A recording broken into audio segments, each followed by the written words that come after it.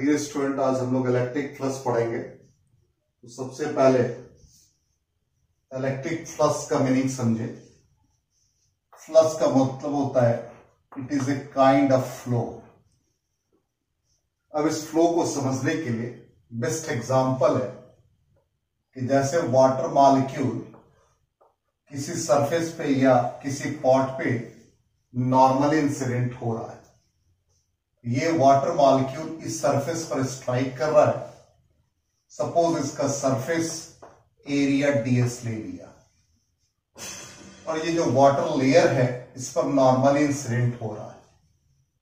ऐसा भी हो सकता है कि कुछ वाटर लेयर या वाटर मॉलिक्यूल इस सरफेस से बाहर जा रहे हो। तो उस कंडीशन में फ्लक्स को हम लोग मेजर करेंगे।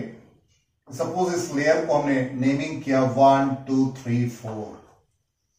तो 2 और 3 लेयर इस पर इंसिडेंट हो रहा है नॉर्मली, 1 और 4 नहीं हो रहा है, इसलिए 1 और 4 को कंसिडर नहीं करेंगे। सिमिलरली एक और एग्जांपल देख ले। जैसे एक ट्यूब है, इस ट्यूब में वाटर का फ्लो हो रहा है। वाटर के लिए एंटर कर रहे और फिर बाहर निकल रहे हैं। तो ये जो लेयर है, ये एरो जो हम दिखा रहे हैं, इस सरफेस पे नॉर्मली इंसिडेंट हो रहा है। यहां भी ये नॉर्मली इंसिडेंट हो रहा है, या ये इनवर्ड कह सकते हैं और इसको आउटवर्ड कह सकते हैं। तब इस कंडीशन में जो फ्लक्स हम लोग मेजर करते हैं, ये वाटर मॉलिक्यूल के लेयर को रिप्रेजेंट कर रहा है, इसलिए इसको हम लोग वेलोसिटी फ्लक्स कहते हैं। ये हम लोगों ने 11th क्लास में पढ़ रखा है, जिसको वेलोसिटी इनटू एरिया लिखते हैं। अब इसी को इलेक्ट्रिक फील्ड के टर्म में हम लोग लिख सकते हैं electric flux, electric field into area, और मैग्नेटिक फील्ड के टर्म में लिख सकते हैं मैग्नेटिक फील्ड इनटू एरिया। तो यहां पर इलेक्ट्रिक फ्लक्स को डिफाइन किया जाए। Electric flux linked with a closed surface, या linked with a surface is defined as the total number of field lines passing normally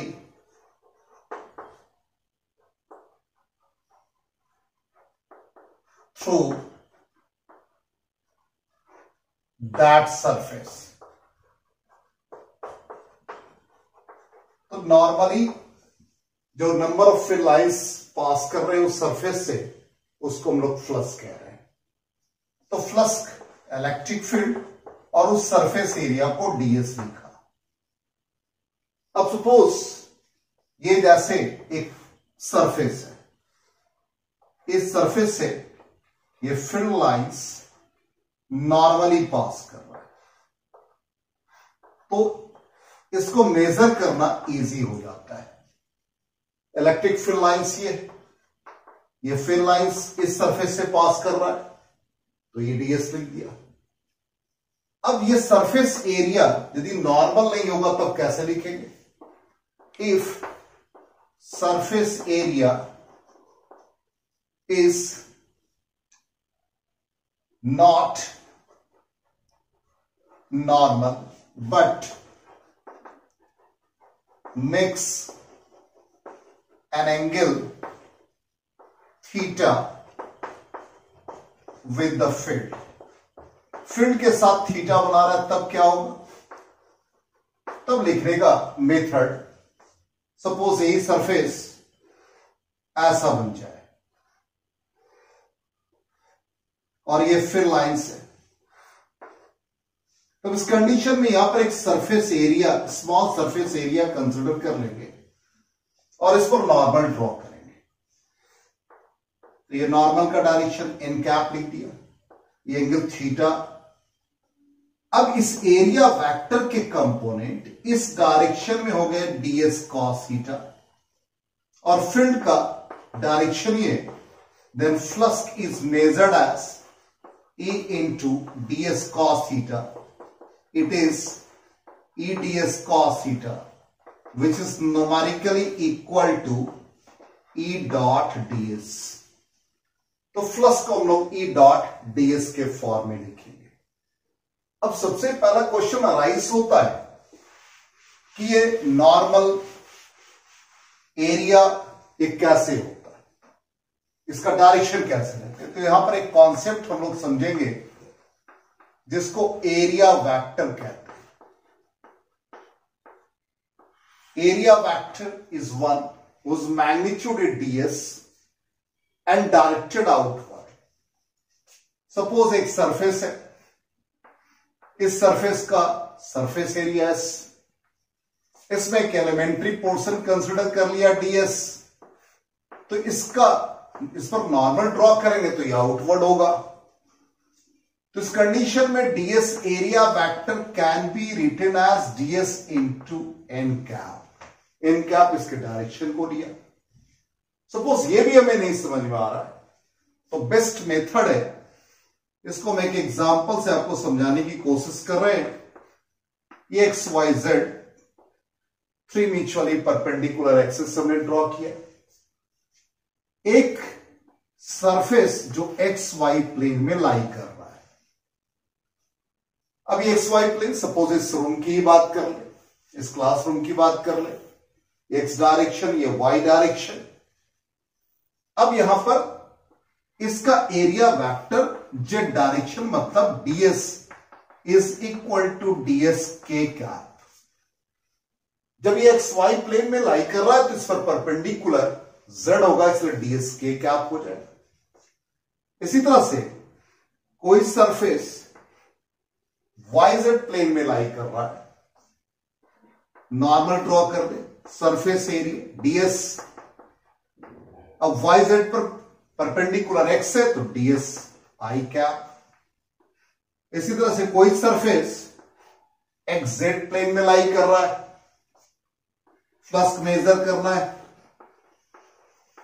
तो पहले एरिया वेक्टर मेजर करेंगे तभी होगा, तो ds। अब xz प्लेन में तो इसके परपेंडिकुलर y है तो ds j कैप हो जाएगा। तो इस तरह से हम लोग फ्लक्स को मेजर करते हैं। अब इसको अप्लाई कैसे करते हैं, एक प्रॉब्लम से समझते हैं, बहुत easy problem. If electric field vector 3i cap 4j cap Newton per coulomb, then find electric flux, flux को phi से रिप्रेजेंट किया, through a surface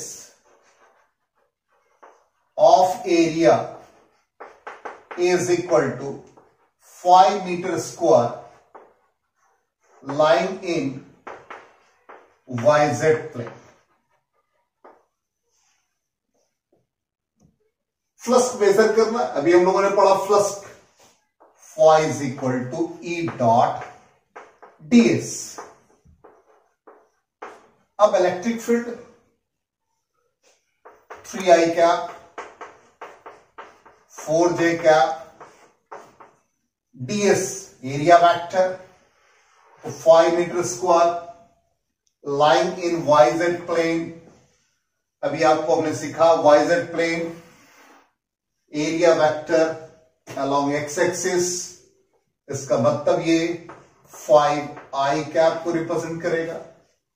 i dot i1 it is 15, electric field का unit newton पर coulomb, area Newton पर coulomb metre square हो गया।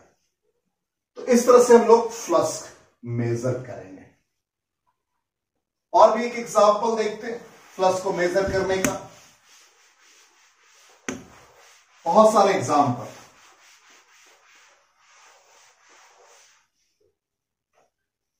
Example 1, suppose एक cylindrical surface है।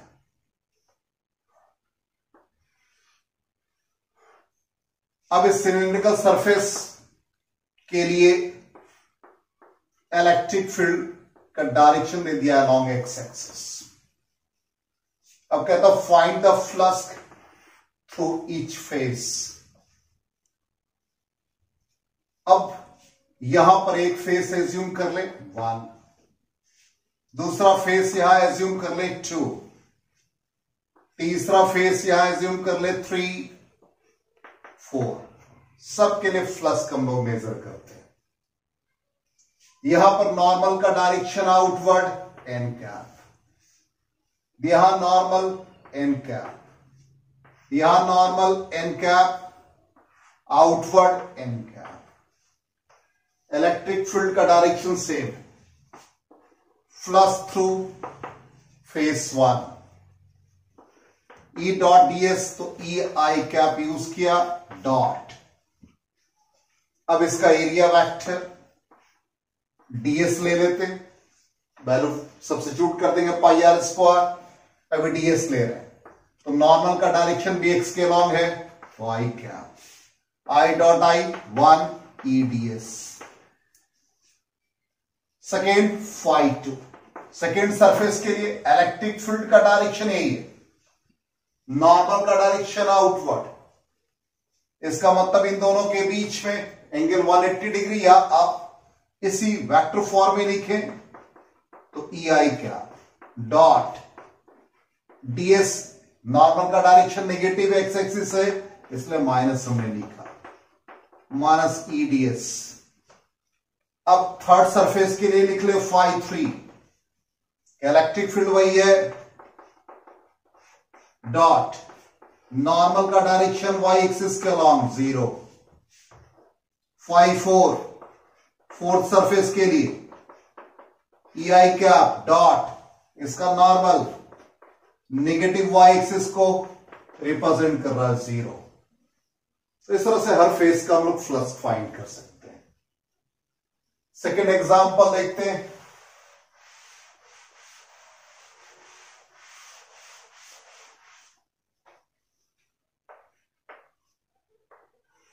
एक क्यूबिकल सरफेस है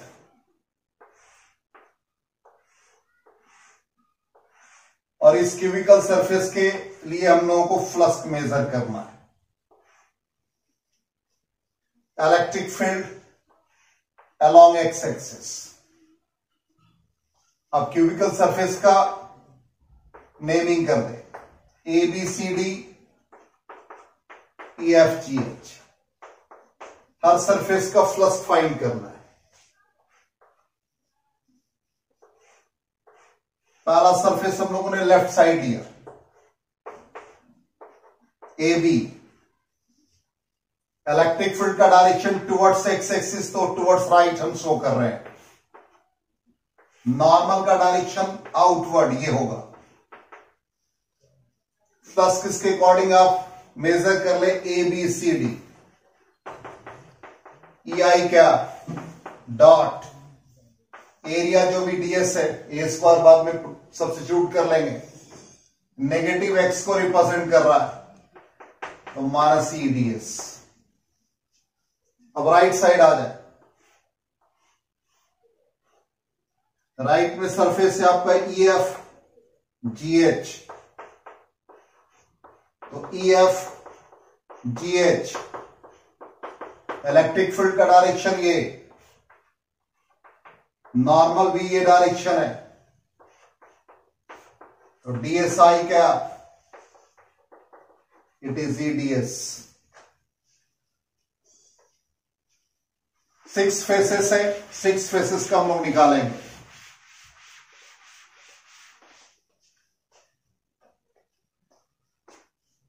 ऊपर वाला सरफेस ले ले, डीसी जीएच। इलेक्ट्रिक फील्ड का डायरेक्शन ये, नॉर्मल का डायरेक्शन ये, फ्लक्स थ्रू डीएच जीसी ई आई का डॉट इसका डायरेक्शन आउटवर्ड, तो 1 से जे क्या 0। इसी तरह से इस सरफेस का भी आप मेजर कर सकते हैं, A B F E. Electric field इधर है, नॉर्मली ये, इसका भी फ्लक्स 0 हो जाएगा, 90 डिग्री एंगल बना रहा है। फ्रंट वाले सरफेस का देख लें, फ्रंट वाला सरफेस है A E H D. Electric field का डायरेक्शन ये नॉर्मल परपेंडिकुलर इन दोनों के बीच एंगल 90 डिग्री, इसका ही फ्लक्स 0 हो गया। बैक वाला पोर्शन ले लें, तो बैक पोर्शन में बी सी जी एफ। इलेक्ट्रिक फील्ड का डायरेक्शन ये नॉर्मल, दोनों के बीच एंगल 90 डिग्री, इसका भी फ्लक्स 0 हो गया। तो इस तरह से हम लोगों ने डिफरेंट शेप का फ्लक्स फाइंड किया। तो फ्लक्स का कॉन्सेप्ट मिल गया। अब इसके बाद एक टर्म है सॉलिड एंगल। सॉलिड एंगल का कॉन्सेप्ट हम लोगों ने 11th स्टैंडर्ड में पढ़ा। इसको हम लोग ओमेगा से रिप्रेजेंट करते हैं, इसका वैल्यू लिखते हैं surface area upon radius square. ये 3 डायमेंशन के लिए होता, जैसे एक सरफेस है, ये सरफेस ये एंगल फॉर्म कर रहा है, इसको डी ओमेगा लिखा। अब ये सरफेस एरिया सपोज डीएस है, और ये इसके अलोंग रेडियस, ये एंगल इसके साथ थीटा फॉर्म कर रहा है। तो डी ओमेगा सरफेस एरिया की जगह पर हम लोग डीएस लिखते हैं, और डीएस के कंपोनेंट इस डायरेक्शन में ds cos theta by r square. अब डीएस कॉस थीटा को लिख सकते हैं डीएस डॉट, इसके along unit vector r cap ले लिया, आर स्क्वायर। अब इसको कैसे लिखते हैं, बहुत इजी है। हमने पढ़ रखा a dot b mod of a mod of b cos theta. तो डीएस डॉट आर कैप आप लिख सकते हैं डीएस आर कैप का मैग्नीट्यूड कॉस थीटा, डीएस का मैग्नीट्यूड डीएस, यूनिट वेक्टर का मैग्नीट्यूड 1, तो ds cos theta can be written as ds dot r. अब ये ds dot r unit vector को लिख सकते हैं vector upon magnitude of vector, तो ds dot r by r cube. इसलिए सॉलिड एंगल जब भी आएगा d omega ds cos theta को लिख सकते हैं ds dot r by r cube. तो ये हम यहां पर लिख दे रहे हैं, इसकी हमें जरूरत पड़ेगी। तो d omega ds dot r by r cube, और ये क्लोज इंटीग्रेशन को रिप्रेजेंट करता है। तो डी ओमेगा इसका मैक्सिमम वैल्यू या सॉलिड एंगल का मैक्सिमम वैल्यू 4 पाई होता है। इसको हम लोग यूज करेंगे, इसी बेसिस पर गॉस थ्योरम हम लोग प्रूफ करेंगे और फिर उसका एप्लीकेशन देखेंगे। तो Gauss theorem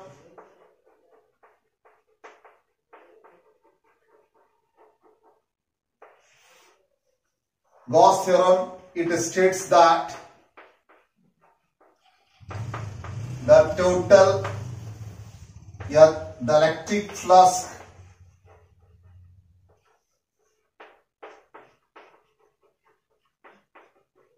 through a closed surface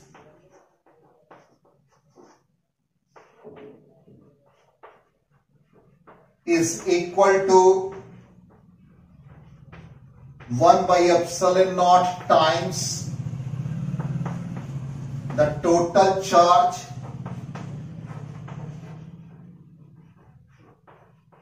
enclosed by 8।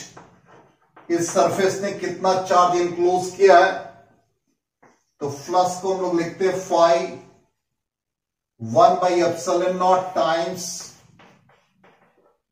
The total charge Q, sum of the charge, summation Q, जिसको हम लोग कैपिटल Q या स्मॉल q ही लिख दे, Q इनक्लोज्ड बाय ε0।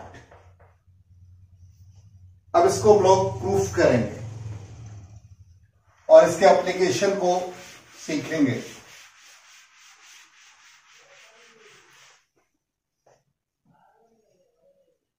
इसके प्रूफ पे आ जाए, एक सरफेस है, ये सरफेस एक चार्ज को इंक्लोज कर रहा है जो इसके सेंटर पे है।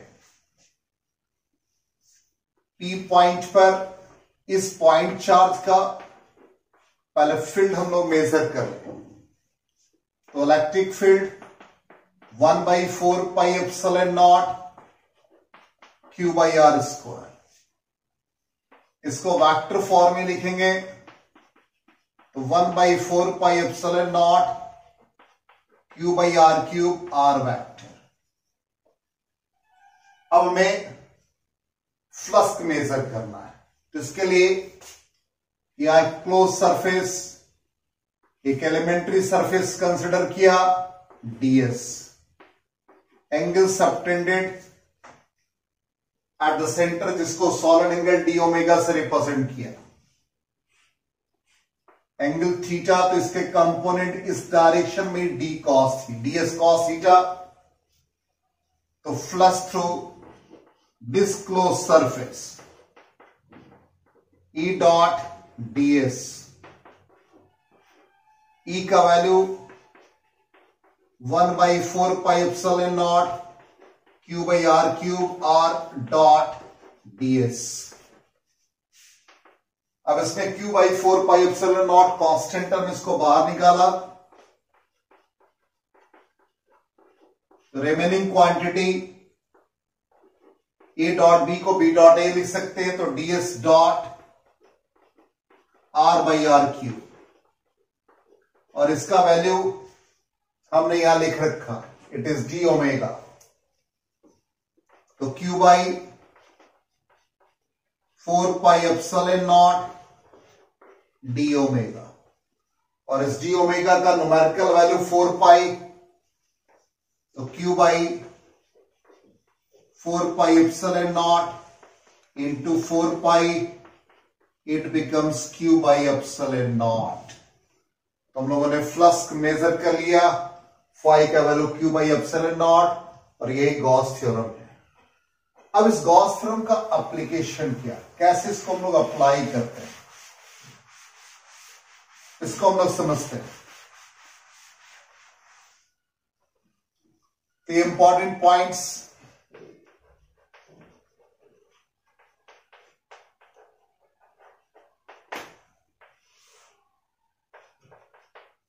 it is applicable for the point charge या for the closed surface लिख दे, for the closed surface and any general charge distribution. जितने भी चार्ज डिस्ट्रीब्यूशन हम लोगों ने पढ़ रखा है, like linear charge density, surface charge density, volume charge density, सबके लिए एप्लीकेबल है। Second, if A charge lying outside the surface, then electric flux through it will be zero, क्योंकि वो चार्ज आउटसाइड द सरफेस है, इसलिए flux through it will be zero. As for example, जैसे एक surface है Q1, Q2, Q3, Q4, इसका मतलब flux through Q4 0, flux through this Q1 plus Q2 plus Q3 by epsilon naught. Third, the एक close surface के अंदर net charge 0 हो जाए. If the net charge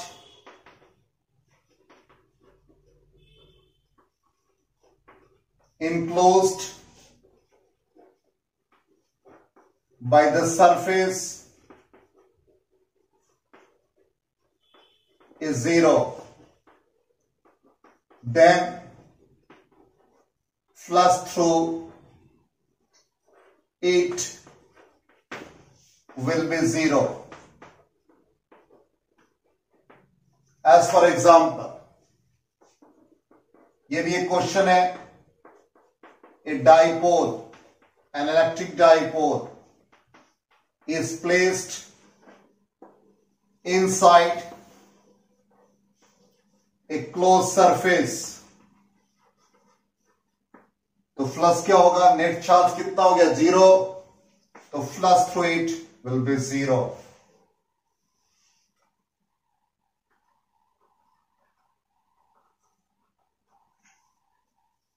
next point,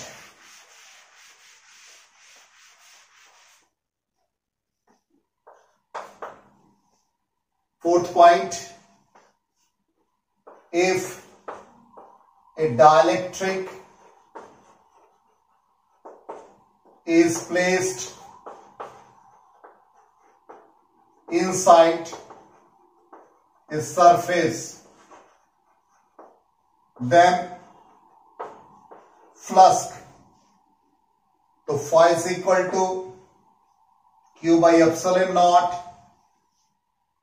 तो dielectric जब place करेंगे तो it becomes K epsilon naught. इसे बहुत इंपॉर्टेंट कंडीशंस है. Fifth point, if A charge is placed inside a cube, अब क्यूब के इनसाइड या प्लेस्ड एट द सेंटर लिख देते हैं, सबसे बेस्ट होगा आपके समझने के लिए. At the centre of A cube,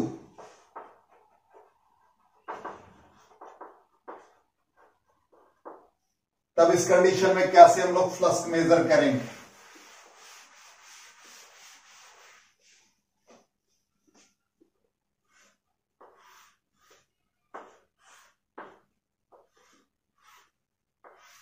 cube के इनसाइड सेंटर पे चार्ज को हमने प्लेस कर दिया, तो ऑब्वियसली फ्लक्स यदि पूरे क्यूब का निकालेंगे तो total charge enclose by the cube Q, तो Q बाय एप्सिलॉन नॉट. यदि ईच फेस निकालेंगे तो 6 फेसेस होते हैं, तो सिमेट्रिकली चार्ज का डिस्ट्रीब्यूशन, तो Q by 6 by epsilon naught. अब हम लोग इसके H के अबाउट निकालें, तो इस कंडीशन में Q बाय 12 एप्सिलॉन नॉट. इसके कॉर्नर पर निकालें, तो इस कंडीशन में 8 कॉर्नर है, तो Q by 8 epsilon not.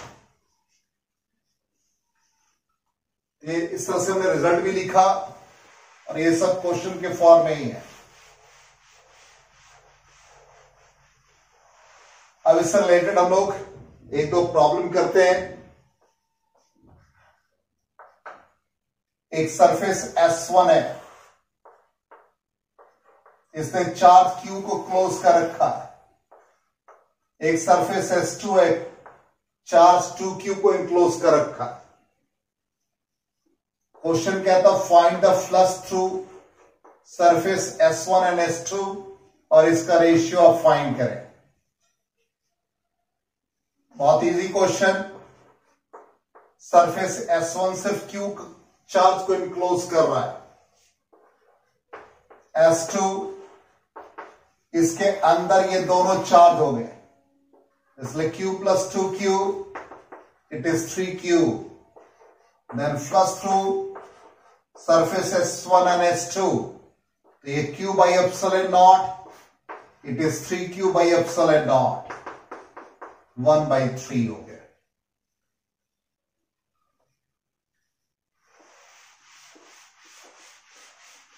Next question देखते हैं.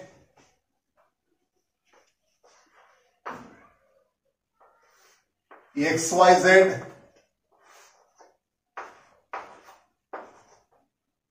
सपोज एक क्यूब को हमने प्लेस कर दिया,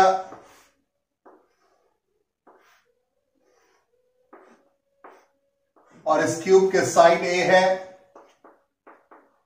यहां से 0.1 मीटर, और इस क्यूब का साइड भी 0.1 metre. If electric field along x-axis alpha x, where alpha का न्यूमेरिकल वैल्यू 100 है, EY electric field along y axis 0, electric field along z 0, then find the net charge enclosed by it, enclosed by the cube. बहुत अच्छा problem है. अभी हम लोगों ने पढ़ा इसका नॉर्मल इधर होगा, इसके लिए नॉर्मल ये ड्रॉ करेंगे, इसका नॉर्मल इधर होगा, इसका नॉर्मल इधर होगा, और इस फेस का नॉर्मल इधर होगा, बैक वाले पोर्शन का नॉर्मल इधर होगा. तो अभी एग्जांपल में भी देखा, तो अब हमारे लिए ये फेस 1 और फेस 2, बाकी सब 90 डिग्री फॉर्म कर रहे हैं, इसलिए इसका फ्लक्स 0 हो जाएगा. तो फेस 1 और इलेक्ट्रिक फील्ड एंटी पैरेलल, तो इस कंडीशन है -EDS. अब electric field alpha, side suppose A, इसका एरिया A² हो गया. सेकेंड फेज पे आ जाए, तो इलेक्ट्रिक फील्ड और नॉर्मल सेम डायरेक्शन, तो EDS, तो अल्फा, और ये डिस्टेंस हो गया यहां से यहां तक का फेज का 2A A². तो फ्लक्स इज इक्वल टू, अब ये 2 alpha A³ minus alpha A³, alpha A³ flux हम लोगों ने मेजर कर लिया. तो पढ़ा गॉस थ्योरम से, phi is equal to Q by epsilon naught, then Q is equal to phi into epsilon naught. phi का वैल्यू है अल्फा A³ epsilon naught, इसका न्यूमेरिकल वैल्यू आप डाल देंगे. एक और क्वेश्चन देखें.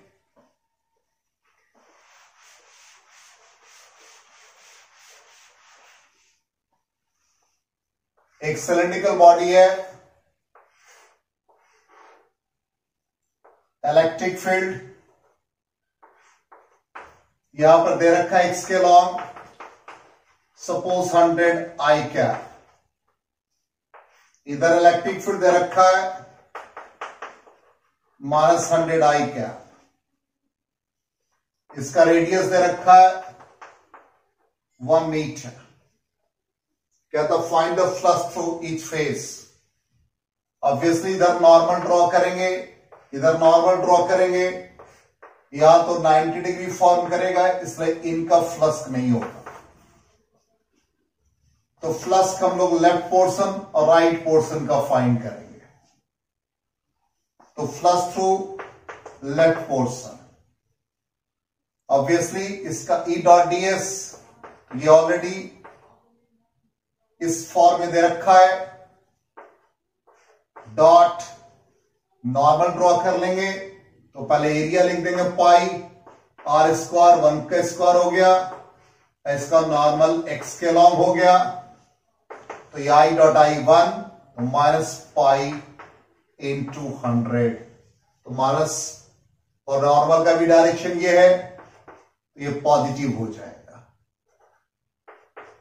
इसी तरह से राइट फ्लक्स निकाल लेंगे, it is 100 I cap dot pi 1 square into I cap, it is 100 pi. Then flux is equal to 200 pi. इस तरह से हम लोगों ने इलेक्ट्रिक फ्लक्स का प्रॉब्लम में डील किया।